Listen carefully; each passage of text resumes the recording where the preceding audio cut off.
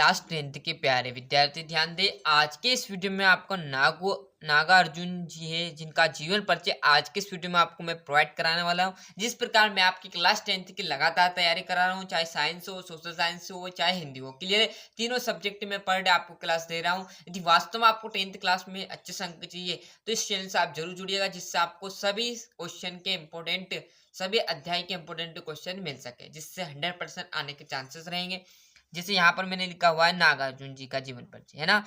तो नागार्जुन जी का जन्म दरभंगा जिले के सतलाखा ग्राम में सन 1911 में हुआ था। देखिएगा, जब भी आप किसी का भी जीवन परिचय, लेखक परिचय लिखो तो सबसे पहले उनका जन्म और कहाँ पर हुआ, किस जिले में हुआ, किस गांव में हुआ, उनके माता पिता के बारे में, उन्होंने कहाँ पर शिक्षा प्राप्त की और कौन कौन सी भाषाएं उन्होंने शिक्षित की और कब उनका निधन हुआ, यही आपको जीवन परिचय में लिखना रहेगा। चाहे आप सूर्यकांत त्रिपाठी निराला का लिख दो, जयशंकर का लिख दो, या महादेवी वर्मा, सूरदास, तुलसीदास, क्लियर है। रहना सेम है, क्लियर है। तो जीवन परिचय में क्या है, नागार्जुन जी का जन्म दरभंगा जिले के सतलाखा ग्राम के सन 1911 में हुआ। इनका नाम मेघनाथ मिश्र था, क्लियर है, बचपन में। और प्रारंभ में आप यात्री नाम से लिखे करते थे, क्लियर। शुरू में जो स्टार्टिंग में इन्होंने जो रचनाएं लिखी थी, जब इन्होंने क्या नाम था इनका, यात्री नाम से लिखा करते थे। बाद में बौद्ध धर्म से प्रभावित होकर अपना नाम नागार्जुन रख लिया। मतलब स्टार्टिंग में क्या था, इन्होंने जो यात्री नाम से लेकर करते थे, क्लियर है। परंतु इन्होंने क्या है, बौद्ध धर्म में शिक्षा प्राप्त की, वहां से इन्होंने इनका नाम बदलकर क्या लिख दिया, नागार्जुन रख लिया, क्लियर है। और सन 1998 में नागार्जुन जी का निधन हो गया।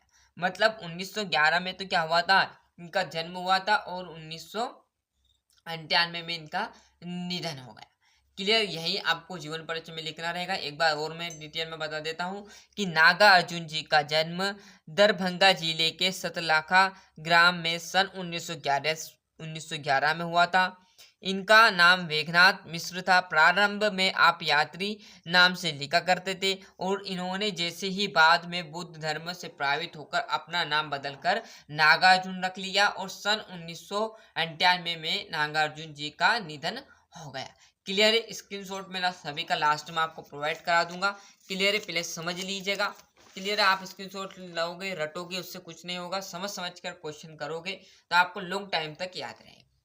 रचना है युगधारा प्यासी पतराई आके, क्लियर है। एक तो क्या हो गया आपकी युगधारा, दूसरी आपकी क्या है, प्यारी पतराई आके, तीसरा है सतरंगे पंखों वाली, क्लियर है। अब ये आपको यहाँ पॉइंट नहीं लिखना 1 2 3, परंतु थोड़ा बड़ा इसलिए मैंने आपको समझा नहीं, तो आप प्यासी लिख दो, पथराई लिख दो, आके, ये तीनों मिलाकर एक ही प्यासी पतराई आके।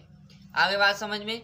भाव पक्षी देखेंगे, भाव पक्षी में भी कुछ नहीं करना, कौन कौन सी इन्होंने रचना लिखी, कौन से भाव उसमें प्रकट किए, वहीं आपको लिखना है। तो जो आपके नागार्जुन ने अपने काव्य में शोषितों के प्रति सहानुभूति रही, नागार्जुन ने प्राकृतिक मनोरम चित्र उखरे हैं, नागार्जुन जी ने सहज एवं स्वाभाविक रूपों का चित्रण किया है। मतलब कौन कौन से भाव इसमें प्रकट किए हैं, क्लियर है। तो नागार्जुन ने अपने काव्य में शोषितों के प्रति सहानुभूति रही है, नागार्जुन ने प्राकृतिक मनोरम चित्र उकेरे है, नागार्जुन जी ने सहज एवं स्वाभाविक रूपों का चित्रण किया है। कला पक्षी देखिएगा, नागार्जुन जी ने अपने काव्य में सरलता, सुबोध, स्पष्टता भाषा का प्रयोग किया था, क्लियर है। कौन कौन सी भाषा, सरलता, सुबोधता, स्पष्टता, भाव भाषा का प्रयोग किया था। इनके काव्य में अलंकारों का भी प्रचुर मात्रा में प्रयोग हुआ है।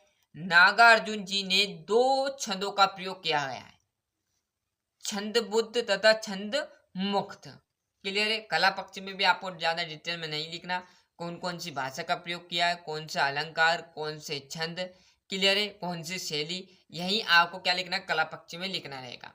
तो नागार्जुन जी ने अपने काव्य में सरलता, सुबोधता, स्पष्टता भाषा का प्रयोग किया था।